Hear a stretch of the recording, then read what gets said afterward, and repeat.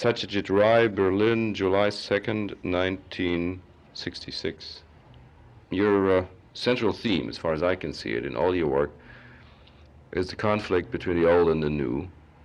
And I think that you have, in many ways, for the non-Indian observer, revealed that the problems that exist in adjusting to the technical society are the same all over the world. I think that you have fought in many ways against certain eliminations of spirit, against certain dying of feelings that are caused by the industrial society, that are caused by progress. And I'm most interested in this whole series of conversations in this book to find what keeps the individual moving in confrontation with the rather obvious pessimism of the progress of the world. I'm not sure if I'm expressing myself very clearly. I feel very strongly about it, and I think that among the people who have made this dialectic most clear in their work is you, and that's the topic I'd like to talk to you about. Well, when I started out with my first film, of course, I didn't have this very ambitious idea in mind of doing anything beyond making films which pleased me and which I hoped eventually will please people. And I didn't have the intention of reforming or doing anything beyond making films for the primary purpose of expressing myself and enjoying the process of making it, and eventually, of course, hoping that people would enjoy, people would react to what I did. But I didn't have a theme in mind, and of this conflict between old and new, I didn't even know whether all my films would have a kind of a basic approach to life, to life's problems. But as it turns out, as I look back on what I've done, I feel you may be right, and that the dominant theme has been this conflict between old and new, because obviously in a country like India, this is the most exciting, the most dramatic, the most significant, the most usable aspect.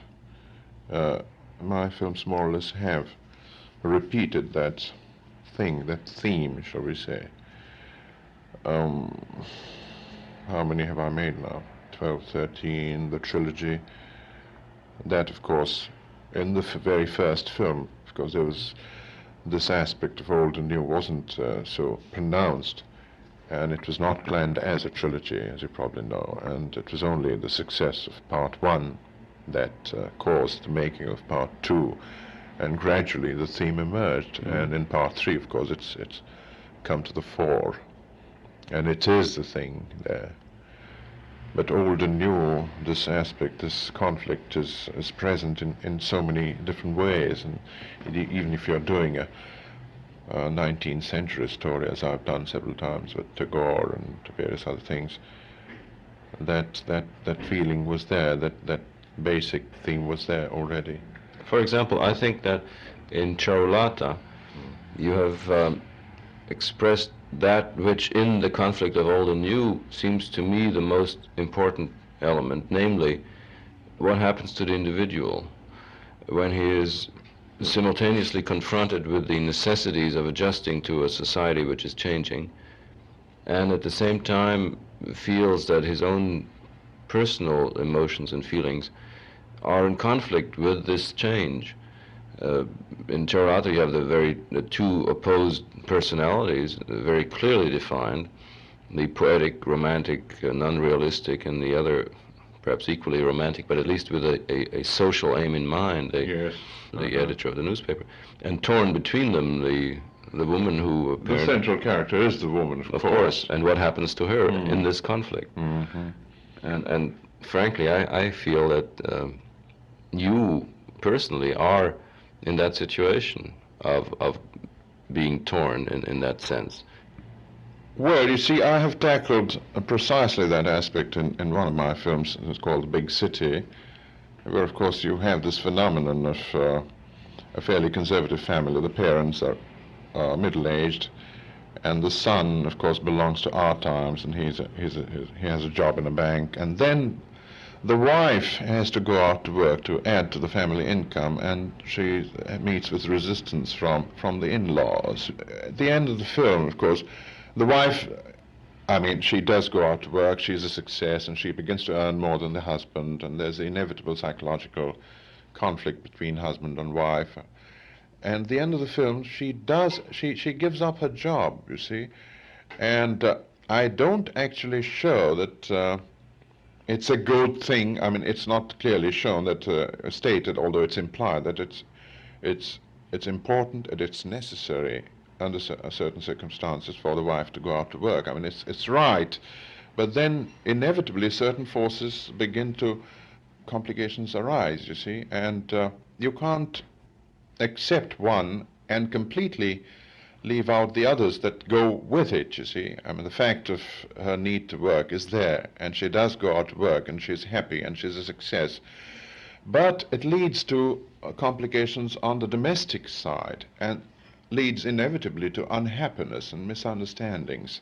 And the two exist side by side in a society such as ours. And director, what he can do, I think, is to present the whole thing from all its aspects and leave it to the spectator to draw his own conclusions. I mean, present a problem clearly and give food to the people for thought. And I think my attitude also comes through finally. I mean, it's all on the side of moving with the times, shall we say, because it's inevitable. Otherwise you isolate yourself from society, from everything, and then where are you? You're in an island, you form your own island, and you live in a world which has nothing to do with the world around you. I mean, it's a kind of escapism. And you have to accept the facts of progress, I think, but also you have to accept at the same time what goes with it, what it implies in terms of disrupting values and changes of outlooks and this and that, you see. Do you have any sort of an overall view of the meaning of progress, of the meaning of change, in terms of humanity's development in general?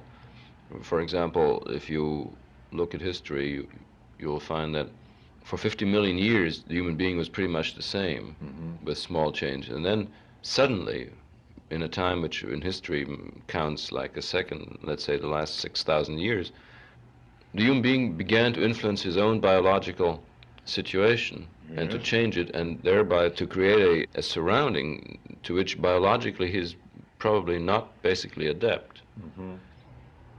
I mean, I think it's an inevitable adjunct of progress that man will gradually lose touch with nature and become more sort of dehumanized.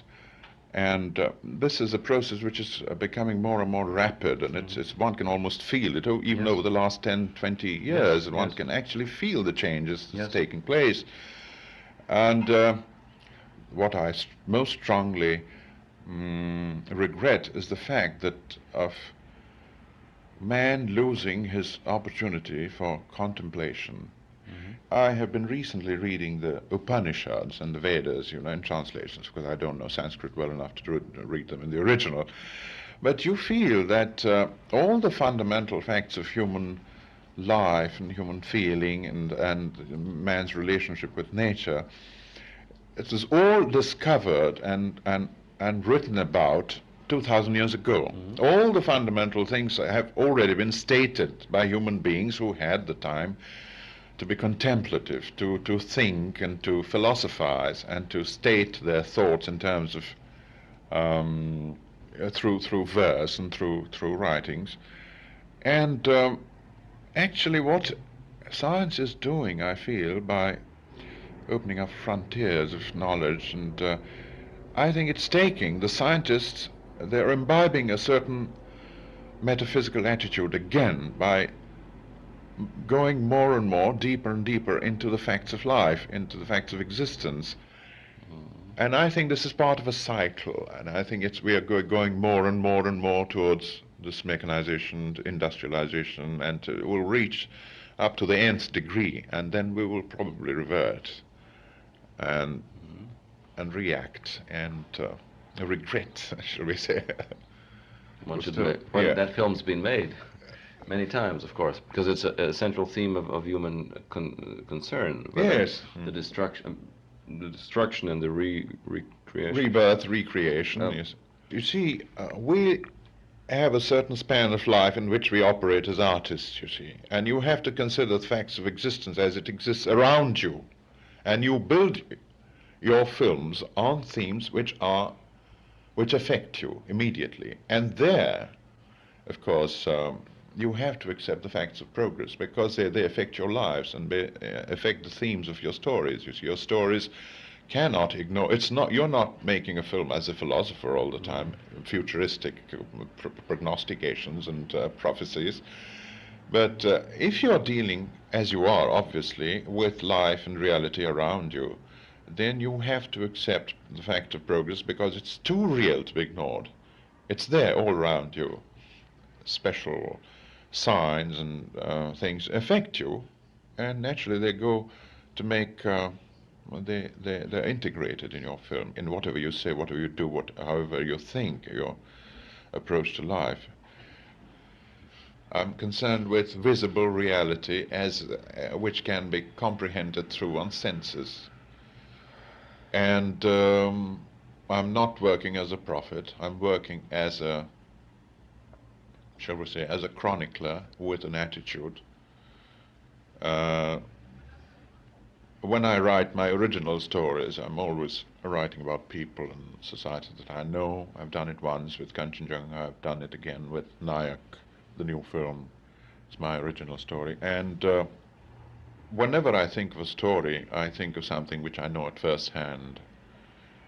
But I have done other things too. I've done classes of society I'm not familiar with. I have depended on writers, on existing novels and stories. Tagore with 19th century Bengal, Banerjee with the rural Bengal, the trilogy novels, you see. I felt sympathetic because they were very revealing in what they wrote, and I could see that. I mean, an artist doesn't really always have to know at first hand. You see, one has to have. I mean, he can sympathize. He can have this feeling of empathy. You see, which is sufficient to give him this urge to make a film.